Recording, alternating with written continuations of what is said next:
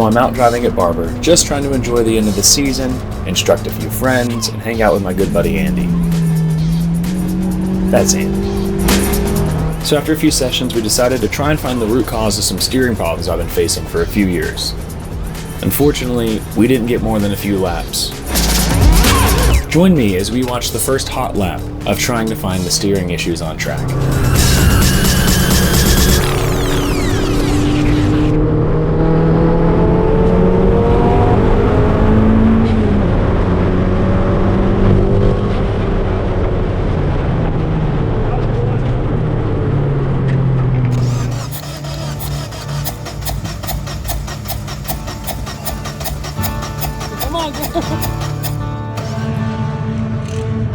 Yep. Oh! That's where that is.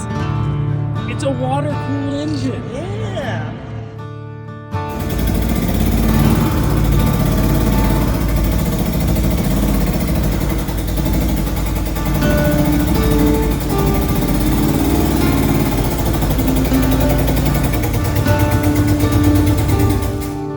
So the BP is dead. It lasted 4 years on track. I'm not super bummed about it. You know, it sucks, but for a motor that I built in my mom's garage 5 years ago, I'm pretty happy with it. But game plan now is we gotta figure out how it died. So we'll do a full NTSB style tear down, pull the whole motor, rip the head off, see what exactly failed, and just address it from there. Some of you want me to throw a Cape motor in this. Shut up. We're gonna keep the BP for a while until costs dictate otherwise.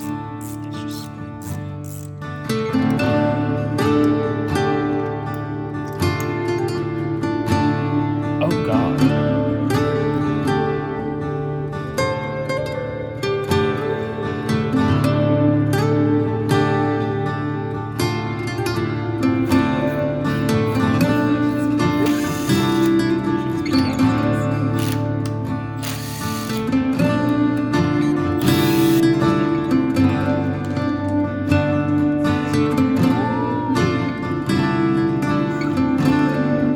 Head is out of the car, we got the manifolds off. We just got to get the timing belts and then we can get the head off. So just real quick, get in here and there we go. All right, let's buzz the head off.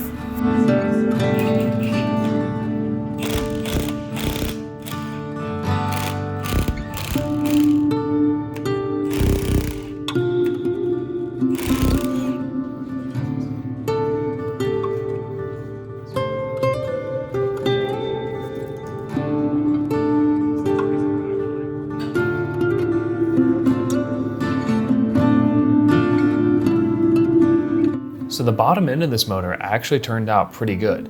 The cross hatchings were all still there were no signs of knock, and even the oil analysis came back fine. The head, on the other hand, is a different story. I don't think that hole's supposed to be there. The head gasket didn't look too good either. On a healthy motor, I would call this bad, but considering what we've got going on in the head, I think it's the least of our worries. So we've got the head off the car and right away we can tell that we've lifted the head between cylinders 1 and 2 coming out the exhaust side. You can just see how heat damaged this gasket is. I mean, this is like a significant amount off the block and it's just fully warped all the way, and you can see actual soot on top of the gasket on these 2 cylinders. Didn't split directly in any of the chambers, but when we pull this off, you can actually see the soot going between the coolant passage and the combustion chamber. So we know we've lifted the head on those 2, which is odd. It's got ARP hardware, but when you're at this level of pushing a BP, you just run into weird Schrodinger's issues. Moving to the head, this is our catastrophic failure here. This is a normal cylinder, right? It's a little sooty, but that's a normal cylinder. There's the spark plug, everything's all good. Cylinder 2, you can see where it's cracked between both exhaust valves. You can see where it's cracked between the exhaust valve and where the spark plug sat, and where the exhaust gases followed that crack all the way up and into the coolant chamber, and then eventually out past the spark plug. So that's where our catastrophic failure was. And we can again see that starting to happen On cylinder 3 here, you can see a crack starting to form between the exhaust valve and the spark plug. I went ahead and put a machinist straight edge on the block, and it doesn't seem to be warped. I mean, I would hope not. It's an iron block. And again, you know, ran the same straight edge in multiple orientations across this head, and still doesn't seem to be warped. So I'm really curious what happened. It looks like it just lifted the head. I mean, you can see the soot right here between the combustion chamber of 1 and 2, and you know, the coolant chamber. So yeah, that would explain where all this coolant on my windshield came from, is obviously those soot marks, and explain why the 20-pound cap wasn't holding and it was just blowing out at 170 degrees. As far as why the head failed, jury's still out on that. I mean, maybe it's just what happens when you push the BP05 this far. Again, this isn't the high-flowing BP4W. This is just the head that came on the car. It's what I had sitting on the shelf when I had that week turnaround earlier this year. So maybe it's just a flaw of the castings. I don't know, because the old one failed actually in the coolant chamber going out to the oil passage. Not exactly sure. I do think that the head lifting and these cracks are independent failures. Don't think they are hand in hand.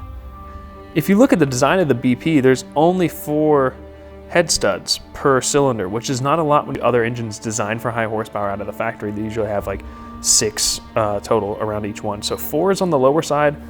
Maybe it's just not enough clamping force even with ARP hardware. That's where the BP sits now.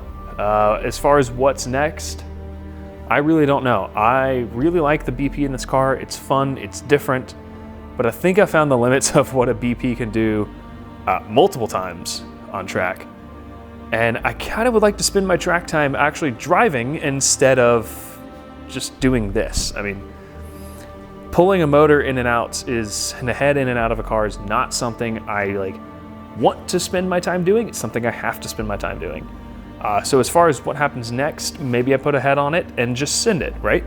Maybe I just take the car down for a minute and rebuild it with something else. Maybe it gets a K, maybe it gets an LS, maybe it gets some cool crate motor that has no supportability and I can't find a replacement for and I bankrupt myself on.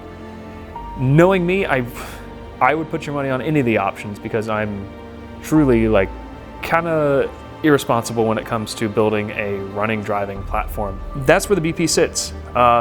Short answer is we lifted the head on cylinders 1 and 2, and then also we cracked the head between the exhaust valves and the spark plug, which just burned right up. This tells me we've got some EGT issues, but again, there's no way to tell without per cylinder EGTs. I'm not monitoring EGTs on this motor. We could have had injector problems, but the AFRs looked fine. So really not sure. It could be, maybe one cylinder's overfueling and the other's underfueling. That is entirely possible. So that's where we're at with the car.